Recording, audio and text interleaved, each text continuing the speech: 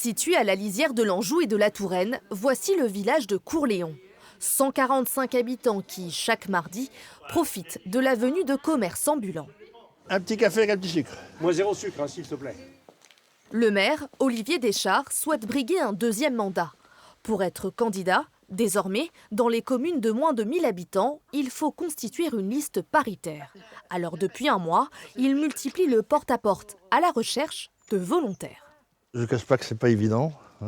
C'est pas évident parce qu'il faut trouver les personnes qui veulent s'engager aujourd'hui. Courléon est une commune assez vieillissante. Vous avez aussi une spécificité, c'est que vous avez beaucoup d'anglais. Et ça, c'est une maison qui appartient à nos anglais. Vous voyez, elle est fermée là. À Courléon, une liste doit comporter au moins 9 candidats. Pour le moment, sur celle du maire sortant, plus d'hommes que de femmes.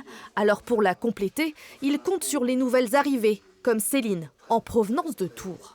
On peut essayer, de toute façon, il faut bien des gens pour s'occuper de la commune. Donc, j'avais jamais imaginé un conseil municipal ou quelque chose comme ça. Autant dans l'associatif, tout ça, ouais, mais c'est vrai qu'au niveau... s'engager au niveau de la mairie ou des choses comme ça, non, c'était pas quelque chose que j'avais imaginé. À l'autre bout du département, plus au nord, la commune de Juvardeil. Ici, ils sont 839 habitants. Dans un conseil municipal, quand tu es nouvelle ou nouveau, faut compter à peu près 2 ans pour bien comprendre tous les rouages d'une collectivité. La maire, Juanita Fouché, veut rempiler. Sa liste paritaire récemment finalisée compte 17 candidats. Là aussi, les femmes ont été plus difficiles à convaincre. Maria et Julie ont finalement accepté, après avoir mûrement réfléchi. On engage notre famille et que quand on n'est pas à la maison, c'est nos conjoints qui s'occupent de la vie familiale. Et voilà, il faut qu'on soit tous solidaires et l'équipe est importante en fait dans ce chemin-là. Donc oui, c'était pas facile à prendre comme décision. C'est de se dire que la place de la femme, elle est à la même échelle en fait que celle de l'homme et pouvoir se dire qu'on est fier.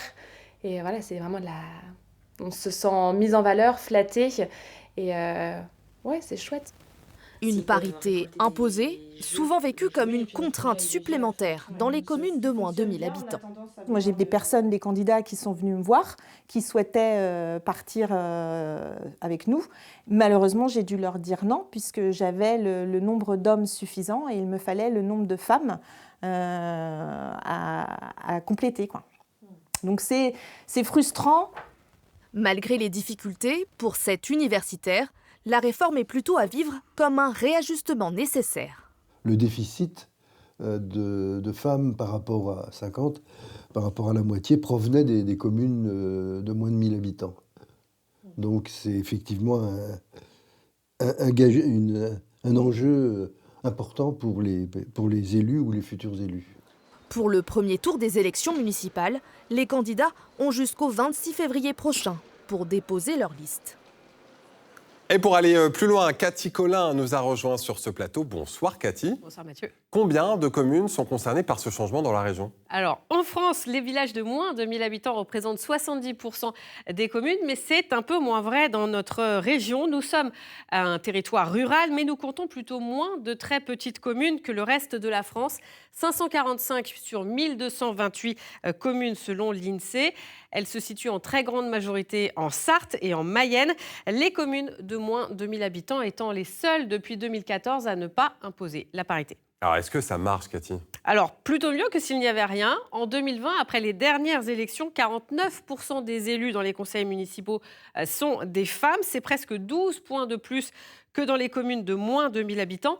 À noter que dans l'Ouest, les femmes étaient mieux représentées. Regardez, 40% dans les départements les plus foncés.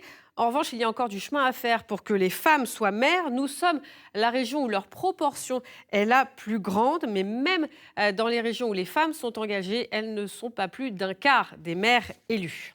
Pour inciter les femmes à sauter le pas, une autre réforme s'appliquera pour ces futures élections municipales. Oui, c'est celle du statut de l'élu local. Elle prévoit pour tous l'amélioration de certains frais et indemnités, l'amélioration de la sécurité également.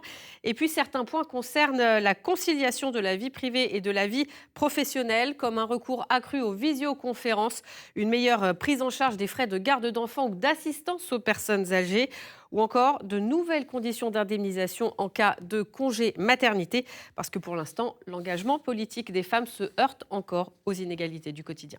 Oui, merci Cathy Collin pour votre éclairage ce soir.